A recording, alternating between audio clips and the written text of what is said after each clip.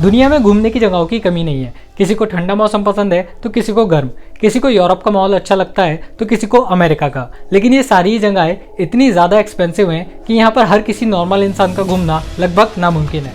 लेकिन कैसा हो अगर आपको ये सारी जगहों का माहौल हमारे इंडिया में ही देखने को मिल जाए। जी हाँ, हमारे इंडिया में ऐसी बहुत सारी जगहें हैं जहाँ पर आपको इन जैसी कंट्रीज़ का माहौल देखने को मिल जाएगा और साथ ही यहाँ आप बादलों को छू भी सकते हैं। तो आज मैं आपसे बात करने वाला हूँ कुछ ऐसी जगहों के बारे में और साथ ही हम डिस्कस करेंगे कि आखिर ऐसा क्यों होता है कि हम इन्हीं जगहों पर बादलों को छू सकते हैं।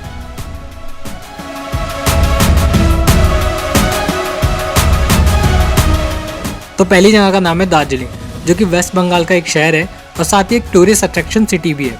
और यहाँ सिर्फ इंडियन ही नहीं बल्कि हमारा देश जब आज़ाद नहीं हुआ था तब अंग्रेज़ भी यहाँ समर वेकेशन के लिए आते थे। और इस शहर की समुद्र तल यानी कि सी लेवल से औसत ऊंचाई लगभग 2134 मीटर यानी कि लगभग 7001 फीट है। यहाँ बादलों को छू सकते हैं और कई सारे टूरिस्ट यहाँ सिर्फ इसी एक्सपीरियंस के लिए आते हैं।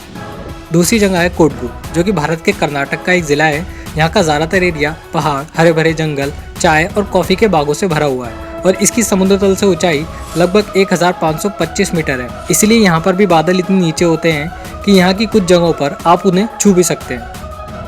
और तीसरी जगह है खज्जियार, जो कि हिमाचल प्रदेश में पड़ता है और ये इतना ज़्यादा अट्रैक्टिव है कि इसे स्विट्ज़रलैंड ऑफ इंडिया या मिनी स्विट्ज़रलैंड भी कहा जाता है। ये इलाका भी घास के मैदानों और जंगलों से घिरा हुआ है और ये जगह भी सी लेवल से 2000 मीटर यानी कि लगभग 6500 फीट की ऊंचाई पर है।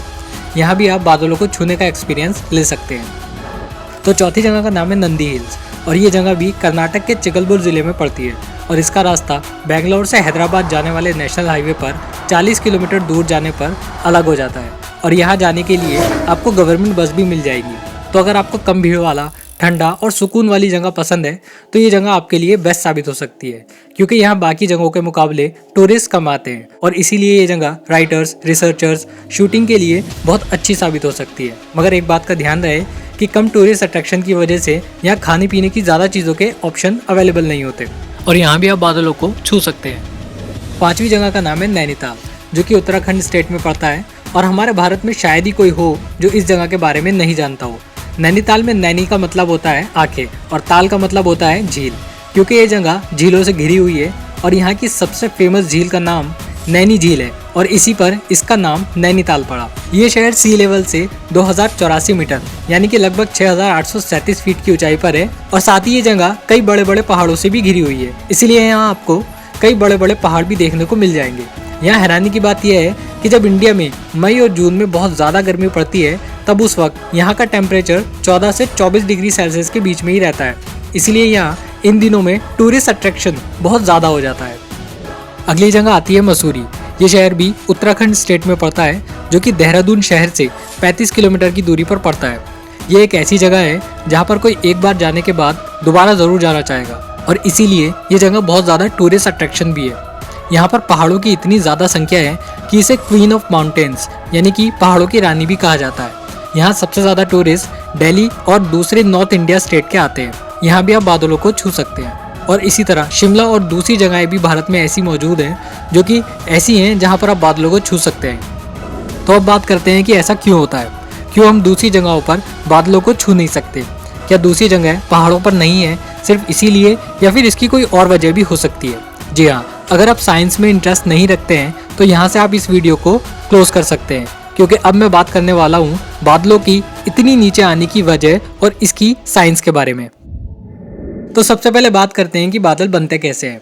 असल में जब सूरज की लाइट ज़मीन पर पड़ती है तो ज़्यादातर हीट ज़मीन द्वारा एब्जॉर्ब कर ली जाती है, जिसकी वजह से ज़मीन के ऊपर की हवा गर्म हो जाती है और उससे ऊपर की हवा ठंडी ही रहती है और इस प्रोसेस को कन्वेक्शन कहते हैं।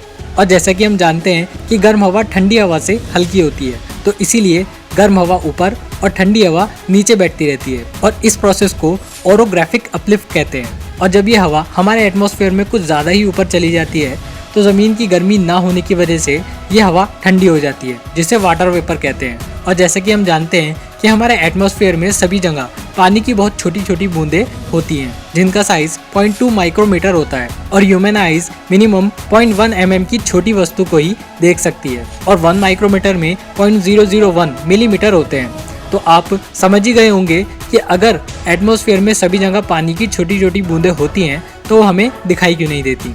लेकिन जब गर्म हवा इन छोटी छोटी बूंदों में दाखिल होती है तब ये हवा अपने ड्यू पॉइंट यानी कि वो टेम्परेचर जिससे ज़्यादा अगर इसे ठंडा किया जाएगा तो ये लिक्विड फॉर्म में बदल जाती है, तक ठंडी होती है और तब एटमॉस्फेयर में मिली हुई इस तरह की अरबों बूंदें आपस में मिलने लगती हैं और ये बूंदें जब मिलकर इकट्ठा हो जाती हैं तो ये दिखाई देने लगती हैं और इसे ही हम बादल कहते हैं। और जैसा कि आपने देखा कि ये सारी प्रोसेस तब होती है जब ये गर्म हवा यानी कि वाटर वेपर हमारी पृथ्वी की सतह से ऊपर चली जाती है।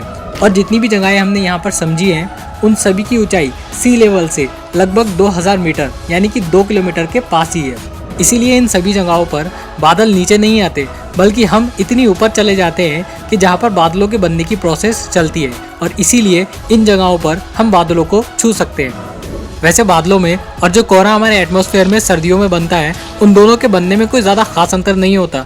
फ़र्क होता है तो सिर्फ इतना कि कोहरा नीचे बनता है और बादल ऊपर आसमान में बनते हैं और कोहरा बादलों की कंपेयर में थोड़ी कम डेंसिटी का होता है। अब आप सोच रहे होंगे कि जब दोनों की बनने की प्रोसेस सेम ही होती है तो ये कोहरा भी ऊपर आसमानों में बनना चाहिए था। वेल ऐसा होता है क्योंकि इस प्रोसेस के होने में जो ठंड इस गर्म हवा को ऊंचाइयों पर चाहिए होती है वो ठंड इसे सर्दियों में हमारे अर्थ के सरफेस के लगभग पास ही मिल जाती है। इसलिए ये प्रोसेस सर्दियों में काफ़ी नीचे ही हो जाती है। तो आई होप कि आपको ये वीडियो पसंद आई होगी। अगर आपको ये वीडियो पसंद आई है तो इसे लाइक कर दीजिए और अगर आपको लगता है ये इन्फॉर्मेशन किसी दूसरे को पता होनी चाहिए तो ये वीडियो आप उन लोगों के साथ शेयर कर सकते हैं। और आपको साइंस रिलेटेड टॉपिक पर वीडियोस देखना पसंद है तो आप इस बटन पर क्लिक करके या नीचे रेड कलर के बटन पर क्लिक करके और नोटिफिकेशन बेल को ऑन करके इस चैनल को सब्सक्राइब कर सकते हैं ताकि आगे से मैं कोई भी वीडियो डालूँ तो उसकी नोटिफिकेशन आपको मिल सके। तो फिलहाल इस वीडियो में इतना ही और मैं मिलता हूँ आपसे नेक्स्ट वीडियो में कुछ ऐसा ही इंटरेस्टिंग लेकर।